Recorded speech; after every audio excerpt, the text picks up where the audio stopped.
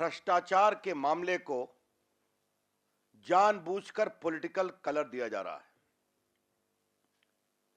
We note with sincere regret that a textbook case of corruption is sought to be given a political color for purely extraneous considerations.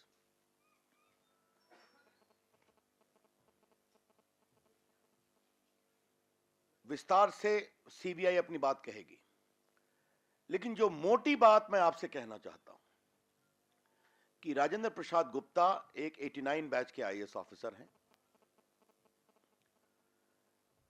जिनके खिलाफ कुछ allegations public domain में कुछ समय से हैं, और ये एलिगेशंस अरविंद केजरीवाल जी के मुख्यमंत्री बनने के पहले के भी हैं कि एक कंपनी है जो कंप्यूटर्स और सॉफ्टवेयर सप्लाई करती है, इंडेवर सिस्टम्स, जिनको योजनाबद्ध तरीके से जानबूझकर दिल्ली सरकार के कई कॉन्ट्रैक्ट्स में फायदा पहुंचाने की कोशिश की गई है। और विशेष रूप से यह बात सामने आई है कि जहां जहां श्रीमान राजेंद्र कुमार गुप्ता जी पोस्टेड थे जिस विभाग में, वहां पर इन्हें कई ऑर्डर मिले हैं। वो ऑर्डर कितने हैं, क्या हैं, ये इन्वेस्टिगेशन की बात है। लेकिन जो आरोप आए हैं वो ये हैं कि कई मामलों में वो L1 नहीं थे, कई मामलों में उन्होंने टेंडर नहीं दिया था, कई मामलों में नॉमिनेशन नहीं था। ये सारी बातें सामने आई हैं। ये जो राजेंद्र कुमार गुप्ता जी हैं, ये कई जगह पोस्टेड भी रहे हैं, secretary IT, secretary health, commissioner trade and tax. जो दिल्ली ट्रांसिक कंपनी है जो पावर सप्लाई करती है, वो अब वो सेक्रेटरी टू सीएम है। और इसके अलावे ये दिल्ली की एक पीएसयू है, उसमें भी इनकी बहुत महत्वपूर्ण भूमिका रही है, वहां भी हेड रहे हैं। इंटेलिजेंट कम्युनिकेशन सर्विसेज लिमिटेड जो दिल्ली सरकार की पीएसयू है। सीबीआई के सामने यह मामला कुछ महीने पहले आया, उन्होंने इसको वेरीफाई किया, वेरीफाई करने के बाद एफआईआर किया है। सीबीआई ने 14 जगह रेड की है। CBI has raided at 14 places, जो अभी चल रही है, इसलिए इन्वेस्टिगेशन पर मैं कुछ नहीं बोल पाऊंगा और बोलूंगा भी नहीं। उनसे भी बातचीत हो रही है। इन 14 जगहों में सिर्फ 2 जगह एक राजेंद्र कुमार गुप्ता जी का घर है और एक जो उनका दफ्तर सीएम सेक्रेटेरिएट में है। सीबीआई ने ऑलरेडी क्लैरिफाई किया है, मैं उसको रिपीट कर रहा हूं कि सीएम के दफ्तर पर न रेड पड़ी, न उनके दफ्तर को छुआ गया। जो उनके सेक्रेटरी के पीएस का, वहां पर सीबीआई ने रेड किया है। हमें यह भी जानकारी मिली है कि सीबीआई ने यह सर्च वारंट करके रेड किया है। The CBI has done after proper search warrant issued by the competent court.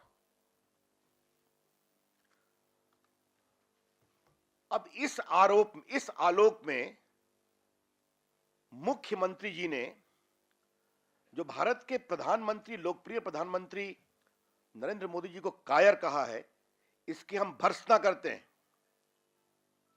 Arvind Kejriwal ji को माफी मांगनी चाहिए भारत के प्रधानमंत्री से। The use of the expression coward for our popular Prime Minister Shri Narendra Modi by Mr. Arvind Kejriwal is totally uncalled for, unwarranted, shameful and condemnable. And I condemn it outright. And will expect that he, being the holder of a constitutional post, will tender unqualified apology for using this completely baseless allegations against the Prime Minister of India. अब बार बार वहां से कहा जा रहा है कि आपने red करने के पहले सीएम से पूछा क्यों नहीं? किस कानून में लिखा हुआ है कि सीएम के सेक्रेटरी के खिलाफ अगर भ्रष्टाचार के आरोप हैं और अगर कोर्ट का सर्च वारंट है तो सीएम से पूछना पड़ेगा। मैं थोड़ा आम आदमी के अपने मित्रों को थोड़ा सा कानूनी ज्ञान देना चाहूंगा कि अगर विधायक और सांसद भी गिरफ्तार होते हैं तो गिरफ्तारी के पहले परमिशन लेना जरूरी नहीं है, पूछताछ के पहले परमिशन लेना जरूरी नहीं है। अगर आप गिरफ्तार हो गए तो स्पीकर को या राज्यसभा के चेयरमैन को बताना जरूरी है कि इनको इस आरोप में गिरफ्तार किया है। I don't think the secretary of the chief minister is a holder of a constitutional post, is he?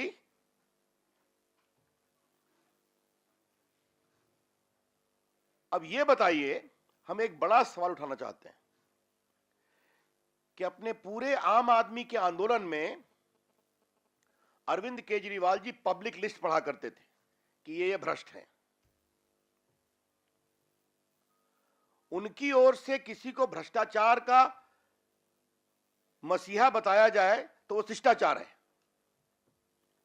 और अगर एक पदाधिकारी के खिलाफ गंभीर आरोप हो of favouring a particular company जिसका वेरिफिकेशन करके सीबीआई ने कार्रवाई की है तो वो दुराचार है। ऐसा कैसे चलेगा?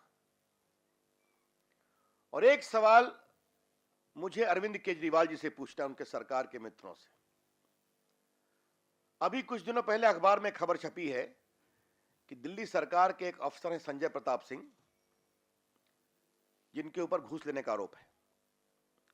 सीबीआई ने कार्रवाई की, उनको गिरफ्तार किया। उनके यहां संपत्ति मिली है, वो भी अखबार में छपते हैं। तो सीबीआई के उस कार्रवाई पर आप सरकार ने क्या कहा कि हमारे कारण हो रहा है। सीबीआई की कार्रवाई को उन्होंने ओनअप किया और कहा हमारे कारण हो रहा है। और आज जब उनके सेक्रेटरी के खिलाफ आरोप लग रहे हैं तो सीबीआई के खिलाफ अनर्गल आरोप लगाए जा रहे हैं। तो जब उनके एक ऑफिसर जो दिल्ली सरकार में है उनके खिलाफ सीबीआई कार्रवाई करती है तो सीबीआई की जय जय करते हैं, और जब उनके सेक्रेटरी के खिलाफ सीबीआई कार्रवाई करती है तो सीबीआई की हाय हाय करते हैं। ऐसा कैसे चलेगा? ये पूरे दोहरे मानदंड हैं, text book case of hypocrisy and double standards.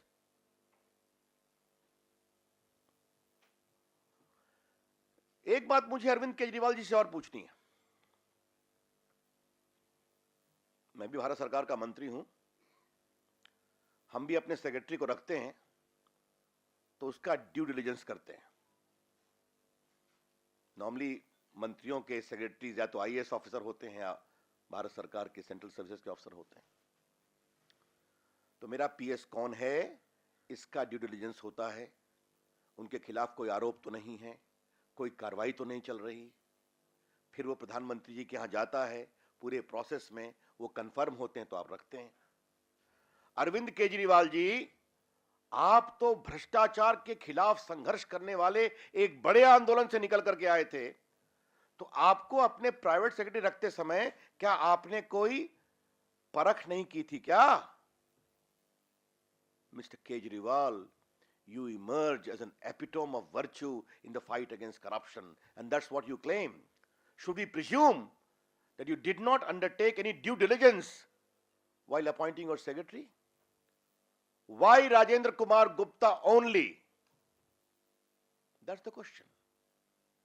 और जितना आम आदमी पार्टी खुलकर एक ऑफिसर जिसके खिलाफ गंभीर आरोप हैं उसको डिफेंड करने की कोशिश कर रही है, इससे और सवाल उठते हैं। Chief minister can summon any officer, बल्कि भारत सरकार की यह भी प्रक्रिया है कि दिल्ली काडर से बाहर के भी किसी अफसर को अगर कोई मुख्यमंत्री मांगता है तो डिपार्टमेंट ऑफ पर्सनल की अनुमति से उस पर ही पोस्ट किया जा सकता है। तो अरविंद केजरीवाल जी, क्या आपने और आपकी सरकार ने अपने सेक्रेटरी की नियुक्ति के समय ड्यू डिलिजेंस नहीं किया था? और अगर किया होता तो इतने आरोप इनके खिलाफ हैं पिछले 4-5 साल से। वो आरोप क्या हैं, उसकी इन्वेस्टिगेशन चल रही है, मैं इस पर कुछ नहीं कह सकता। और मैं कहूंगा भी नहीं।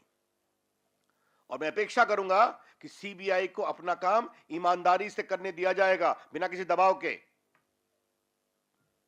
ये मामला करोड़ों का है जिस तरह से ऑर्डर दिए गए, और ये मामला मेरी अपनी कानूनी समझदारी से section 13(1)(d), 13(2) prevention of corruption act का है। Abuse of authority for undue enrichment. बाकी तो एफआईआर में क्या है वो मेरे पास नहीं है, सीबीआई बताएगी।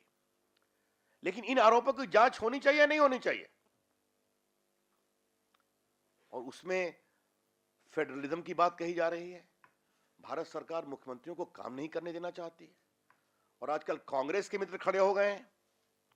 कांग्रेस का पूरा अतीत जिस प्रकार का रहा है हम सभी जानते हैं। कांग्रेस ने किस तरह से लोगों को तंग किया, सीबीआई पर किसका सहयोग मिल रहा है तो सीबीआई ठीक होती थी, सहयोग नहीं मिल रहा है तो सीबीआई का एफिडेविट बदलता था। ये सारी बात हम जानते हैं, कई बार हमसे चर्चा कर चुके हैं। अब कहा जा रहा है कि फेडरल स्ट्रक्चर पर हमला किया जा रहा है। करप्शन फेडरल स्ट्रक्चर में कहां आता है? Where does corruption come as far as respecting federal principles are concerned? ये तो संयोग की बात है कि श्रीमान केजरीवाल जी दिल्ली के मुख्यमंत्री हैं। अगर सीबीआई के पास पुख्ता सबूत मिलते हैं भारत सरकार से संबंधित ऑफेंस को लेकर करके, जिसमें उनका अधिकार क्षेत्र आता है कि किसी दूसरे मुख्यमंत्री का प्रिंसिपल सेक्रेटरी के खिलाफ सीरियस एलिगेशंस हैं, तो क्या उस समय भी यही बात की जाएगी? एलिगेशंस किसी के खिलाफ भी हो सकते हैं। इसीलिए मैंने संजय प्रताप सिंह का नाम लिया, दिल्ली सरकार के अफसर हैं, उसमें सीबीआई की बहुत तारीफ की गई है। तो ये बहुत दुर्भाग्यपूर्ण है, और ये उससे अधिक दुर्भाग्यपूर्ण इसलिए है और शर्मनाक भी है कि एक पार्टी जो भ्रष्टाचार के खिलाफ आंदोलन के गर्भ से निकली है, वो इस तरह के अनर्गल आरोप लगा रही है भ्रष्टाचार को बचाने के लिए।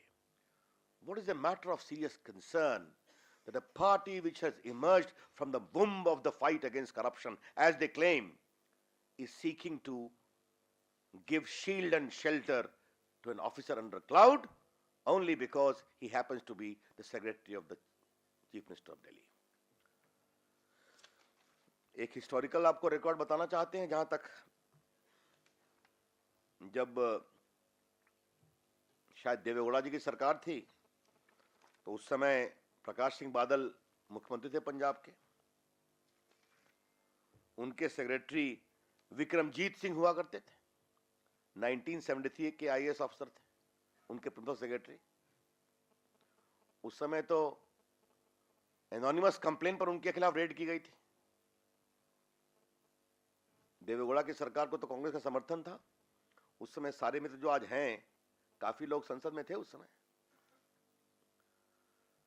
यह शुद्ध भ्रष्टाचार का मामला है, इसकी ईमानदारी से जांच होनी बहुत जरूरी है और जांच होने देना चाहिए। सीबीआई ईमानदारी से काम करना चाहिए। सीबीआई के इन्वेस्टिगेशन में कोई भी अवरोध नहीं पैदा होना चाहिए। CBI must be allowed to do its work in a free and fair manner. जहां तक हमने सुना है कि रेड सिर्फ एक ऑफिसर क्या नहीं हुई है, शायद 5 या 7 या 8 लोगों क्या हुई है। कितने की हुई है सीबीआई बताएगी। और दूसरा, इनके घर और इनके दफ्तर के अलावे 12 अन्य जगह रेड हुई है। तो अगर कोई सीरियस एलिगेशन ऑफ करप्शन आता है तो सीबीआई रेड करती है। यहां कोर्ट की परमिशन लेके रेड किया क्योंकि कोर्ट ने मामले को सीरियस पाया, और इसलिए किया कि एविडेंस लोग लेकर नहीं नष्ट कर दें। तो मित्रों, ये मोटी बात थी। सामान्यतः मैं प्रेस नहीं करता, लेकिन जिस तरह से प्रधानमंत्री जी पर अनर्गल आरोप लगाए गए हैं, बेबुनियाद, झूठे और प्रायोजित, इसलिए यहां उत्तर देना जरूरी था। और हमारी सरकार के ऊपर we were constrained to comment because of the motivated, baseless, mala fide attack having been made by Shri Arvind Kejriwal and others और our Prime Minister and the government. इसलिए इस विषय को क्लैरिफाई करना था. मुझे अपनी ओर से इतना ही कहना है. अब आपके कोई सवाल हो तो उसका मैं उत्तर दूंगा.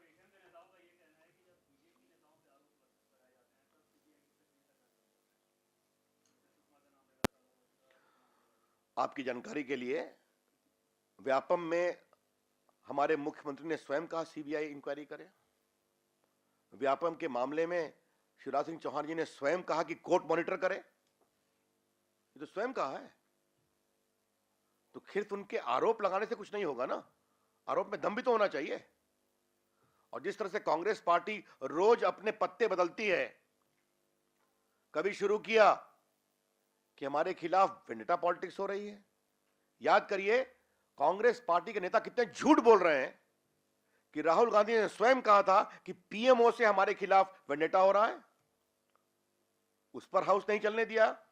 बाद में हमारे दोस्त गुलाम नबी आजाद कहते हैं कि हमारा मामला व्यापम का है. जब देखे कि देश में आलोचना हो रही है तो बदल दिया. अब आज अरुणाचल का विषय लेकर करके आए. फिर ये अरविंद केजरीवाल जी के सेक्रेटरी का विषय है? और कभी केरल का विषय, वो भी सामने आ गया कि मुख्यमंत्री जी ने स्वयं अपनी व्यवस्था प्रकट की थी कि वो नहीं जा पाएंगे. तो इस तरह से संसद को चलने में हर घंटे घंटे नए नए बहाने ढूंढे जा रहे हैं. ये तो बहुत दुर्भाग्यपूर्ण है.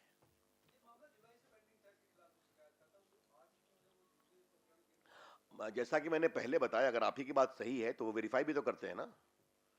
कोई भी ठोस कानूनी कार्रवाई जो इन्वेस्टिगेशन के लिए जरूरी होती है, रेड, क्वेश्चनिंग, ये सारा कुछ पहले वेरिफिकेशन होगा ना. उन्होंने वेरिफिकेशन किया होगा.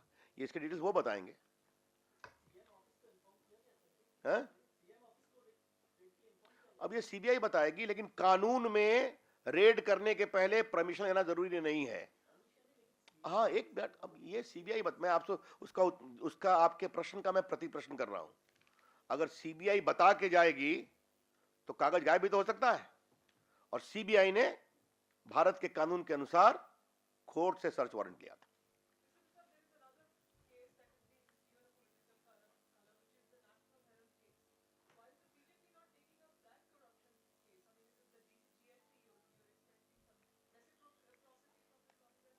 No, we are not on reciprocity part. I think GST is the need for the country, and the Congress party need to arise, awake and rise above these petty considerations. That's one thing I would like to say. The PM has done his duty by calling Shri Manmohan Singh ji, Srimati Sonia Gandhi ji, Arun Jaitley ji and Venkaiah ji have explained their concerns. But the larger issue as of the National Herald case is concerned, I would request Shri Rahul Gandhi in particular and Congress friends in general to go through the High Court order and the Delhi High Court order. और high court और lower court ने अपने लंबे जो summons किया था उसमें क्या लिखा है कि एक कॉन्स्पिरेसी करके पूरे इस मामले के संपत्ति को हथियाने की कोशिश की गई है, जिसकी जांच होनी चाहिए. हाई कोर्ट ने अपने 20 पेज के फैसले में और लंबा लिखा है. अगर उनको हाई कोर्ट के और डिस्ट्रिक्ट कोर्ट के फैसले से परेशानी है तो सुप्रीम कोर्ट जाइए. लेकिन क्या हाई कोर्ट के फैसले और मजिस्ट्रेट के फैसले पर विवाद और निपटारा संसद में होगा? ये तो सवाल है. अब मेरे ख्याल में इसके बारे में अरुण जी, वेंकैया जी आपसे बहुत बात करते हैं. हमारी पूरी कोशिश है. एक बात मैं कांग्रेस पार्टी को यह भी कहूंगा कि उनके इस तरह की हरकतों के कारण देश में उनकी क्या छवि बन रही है, जरा इस पर भी विचार करें. Just a minute. कल उन्हें झूठा आरोप लगाया कि संघ ने हमको रोजाने से रोका बारापेटा में. वहां जो छात्रा होते हैं वो बहुत पुराने होते हैं, आपको मालूम है. उनके प्रमुख प्रबंधक ने कहा कभी आया ही नहीं, हम तो खड़े थे. आरोप हम पर लगा दिया. तो इस तरह से आजकल राहुल गांधी हर जगह संघ का नाम लेते हैं, बेबुनियाद झूठे आरोप लगाते हैं. इसके बारे में क्या कहा जाए?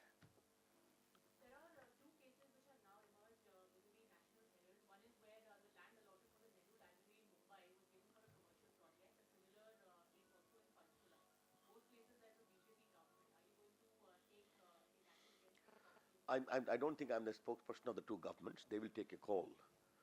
But I would only like to highlight that from whatever has emerged in the media, including on your channel, we are given to understand that the company promoting National Herald was described as one of negative worth. Therefore, there was an obligation to write off the loan.